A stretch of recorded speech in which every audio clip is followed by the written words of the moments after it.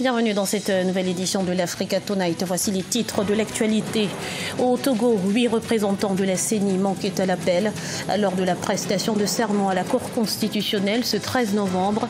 Des représentants de l'opposition qui exigent des réformes avant la tenue des élections législatives. Prévention et anticipation, tel était les mots d'ordre de la réunion du réseau de réflexion stratégique sur la sécurité au Sahel. Réunion tenue ce mardi en marge du Forum de Paris sur la paix. Et puis avec le slogan « L'Amérique d'abord », le président Donald Trump a rebattu les cartes de la diplomatie américaine. Quel impact sur le chantier de développement de l'Afrique? Élément de réponse dans ce journal.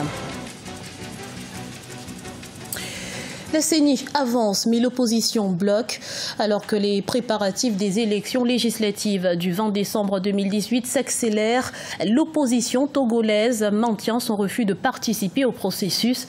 Ces 8 représentants n'ont pas pris part à la prestation de serment ce mardi à la Cour constitutionnelle. On fait le point tout de suite dans ce reportage d'Aimé Fakofi, notre correspondante à Lomé.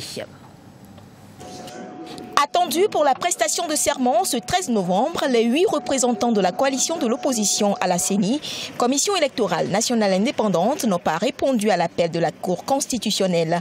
Pour la coalition de l'opposition, pas question de regagner la commission électorale si les conditions d'assurance d'une élection fiable et crédible ne sont pas réunies. On veut que nous nous associons à une opération unilatéralement conduite par le RPT Unir. C'est non. Nos représentants à la CENI n'iront pas prêter serment. Les autres revendications posées par la coalition de l'opposition sont entre autres la reprise pure et simple du recensement électoral, le consensus sur la présidence de la CENI et la composition équilibrée de ses démembrements, l'adoption du mode de scrutin uninominal majoritaire à 2 tours. Lorsqu'on écoute le communiqué du gouvernement et sa proposition de réforme constitutionnelle, on s'aperçoit que la clé de répartition des sièges à l'Assemblée reste la même.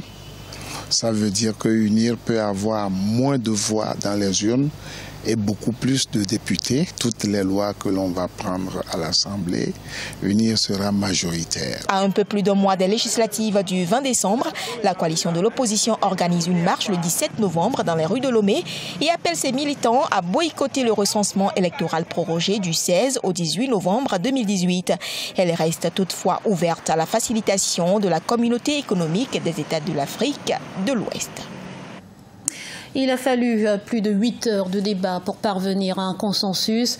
En Tunisie, l'Assemblée des représentants du peuple a finalement approuvé ce lundi le remaniement ministériel proposé il y a une semaine par le chef du gouvernement, Youssef Chahed. Un gouvernement de 13 nouveaux ministres et 5 secrétaires d'État dont les objectifs sont essentiellement économiques. À noter que les portefeuilles des finances et de l'investissement n'ont pas changé de main. Prévenir pour ne pas avoir à subir. Le réseau de réflexion stratégique sur la sécurité au Sahel s'est réuni à Paris en marge du Forum sur la paix avec comme mot d'ordre la prévention et l'anticipation des situations de fragilité. Reportage d'Amadou Ndioya et Maria Madramé. La lutte contre le terrorisme au Sahel était également au cœur du Forum de Paris. C'est dans ce contexte que l'Institut Prospective et Sécurité en Europe a tenu une table ronde organisée en partenariat avec le réseau de réflexion stratégique sur la sécurité au Sahel ce mardi 13 septembre. Une rencontre dédiée au Sahel, cette zone dont la crise ne se résume pas seulement sécuritaire. Chaque fois que le terrorisme, chaque fois que la violence progresse, quelque part, les progrès sont détruits. Les efforts d'éducation, les efforts de santé, les efforts en faveur des populations sont détruits. Et à côté du terrorisme se développent des phénomènes d'insécurité, de banditisme, qui ralentissent aussi le développement. Donc la construction des États, la construction, le soutien aux armées, aux forces de sécurité intérieure est absolument fondamental si on veut avoir le développement. Le développement économique et la lutte contre le terrorisme ont motivé la création du G5 Sahel mise sur pied par 5 États en février 2014, 4 ans après sa création, la région est toujours la cible d'attaques, remettant en question l'efficacité de l'initiative G5 Sahel. Toutefois, certains experts estiment que des progrès ont été réalisés. Les États du Sahel sont toujours debout. La sécurité est en train de revenir au Mali en particulier, qui a reconquis son nord. Et donc, on ne peut pas parler de peu de résultats obtenus. Maintenant, nous avons ce que nous pouvons considérer comme l'insécurité résiduelle du fait de l'existence de groupes armés encore qui n'ont pas été totalement réduits, mais ce sont des poches.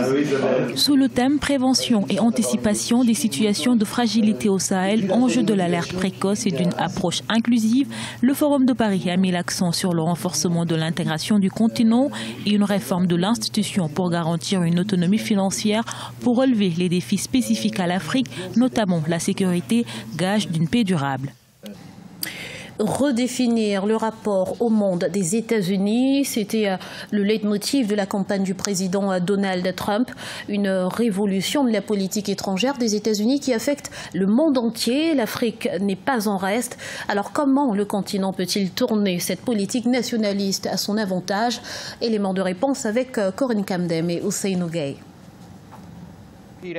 L'arrivée du président Donald Trump à la tête des États-Unis en 2017 a provoqué un réel changement dans la stratégie de gouvernance du pays. Une idéologie de l'Amérique d'abord assumée par le président Trump et qui redéfinit totalement sa politique étrangère. Politique étrangère ayant une approche ambiguë vis-à-vis de l'Afrique. Déjà au cours de sa campagne électorale en 2016, le président Trump s'est gardé de faire de grandes promesses pour le continent africain. Il a plutôt émis l'idée de réduire de 30% le budget de l'USAID, l'Agence des États-Unis pour le développement international. Un programme qui a un véritable impact sur le chantier de développement de l'Afrique. Ce qui arrive à de nombreux présidents, y compris le président Trump, est qu'ils ont une idée de ce qu'ils veulent et puis ces idées rencontrent la réalité. Je pense que lorsqu'il se penche sur les marchés émergents, en particulier en Afrique, il reconnaît que la croissance du continent est également liée à la croissance économique américaine. Il a donc fait le pari de créer une nouvelle agence d'aide au développement, favorisant les entreprises américaines souhaitant investir en Afrique, ce qui conduira à une meilleure économie bilatérale entre les deux parties. En effet, au mois d'octobre 2018, le président américain a fait marche arrière en signant une loi portant création de l'USAID-EFC, une nouvelle institution de financement du développement. L'agence est habilitée à fournir 60 milliards de dollars en prêts, garanties de prêts et assurances aux entreprises prêtes à faire des affaires dans les pays en développement. Les échanges commerciaux entre le continent et les États-Unis étaient de l'ordre de 55 milliards de dollars en 2017.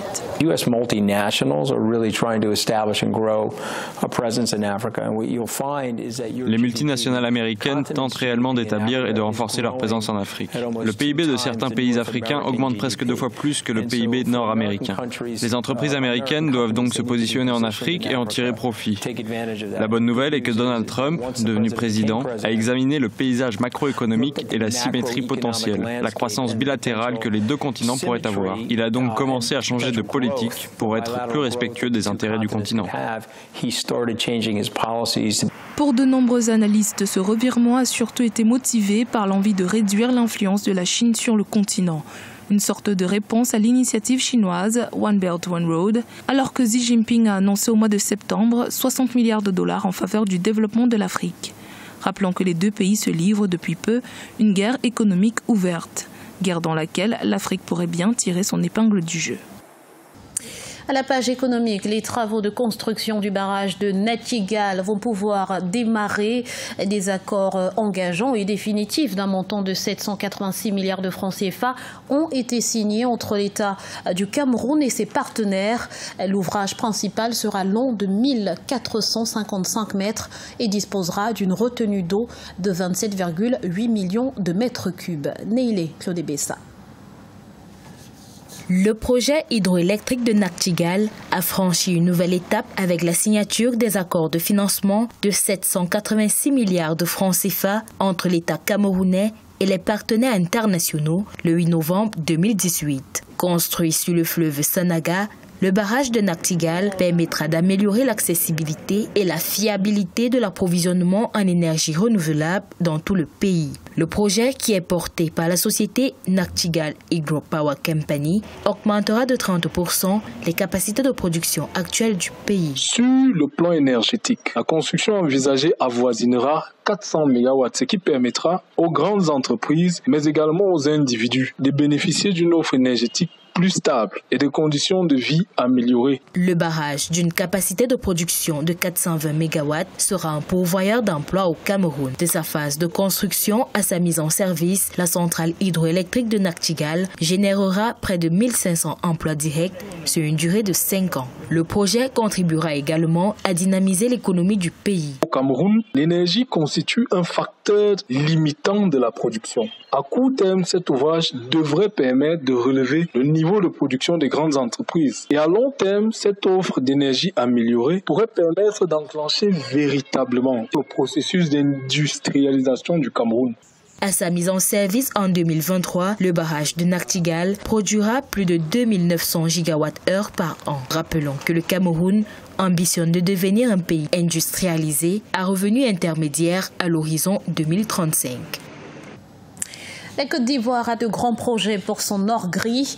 Le conseil régional du Humboldt, situé au centre-nord du pays, va mettre sur pied 3 usines de transformation de la noix de cajou. Une ambition qui nécessite un investissement de près de 4 milliards de francs CFA. Reportage d'Olive Adjakotan, notre correspondant en Côte d'Ivoire. Essentiellement agricole et minière, la région du Humboldt au centre-nord de la Côte d'Ivoire dispose de plusieurs potentialités dont l'anacarde. Depuis 2 décennies, les paysans produisent chaque année des milliers de tonnes de noix de cajou, mais restent souvent confrontés au manque de débouchés. On a des problèmes. L'anacarde, l'année passée, on a commencé l'anacarde. Jusqu'à présent, l'anacarde est là. Ça y est, avec des gens. C'était commencé à 500, on allait jusqu'à 500. Mais arrivé un moment là même, on ne trouve pas acheter même pour acheter. Réélu à la tête du conseil régional du Humboldt, Ibrahim Khalil Konaté veut démarrer dès le premier trimestre 2019 la construction de 3 usines de transformation d'anacarde dans cette région. Un investissement qui coûtera près de 4 milliards de francs CFA et offrira plusieurs centaines d'emplois. Créer la richesse au plan local, c'est une question qui est de la responsabilité des élus locaux que nous sommes. Nous allons séjourner en Malaisie et nous allons signer le protocole d'accord pour le financement de l'implantation de 3 unités de transformation de noix de cajou dans la région. Donc dans chaque département, il y aura une unité de transformation de capacité 2750 tonnes par an, et qui va générer 113 emplois permanents par unité. Le budget du conseil régional s'élèvera à 918 millions de francs CFA pour différents investissements en 2019. Une enveloppe peu suffisante pour faire face à tous les défis de développement. Et pour ce faire, Ibrahim Khalil Konaté et son équipe comptent élaborer bientôt un plan régional de développement pour amener le secteur privé à s'impliquer davantage dans la réalisation des projets. Ce journal a été réalisé par l'ensemble de la rédaction. Merci pour votre fidélité. Dans un instant, une nouvelle édition de l'information sur Africa 24.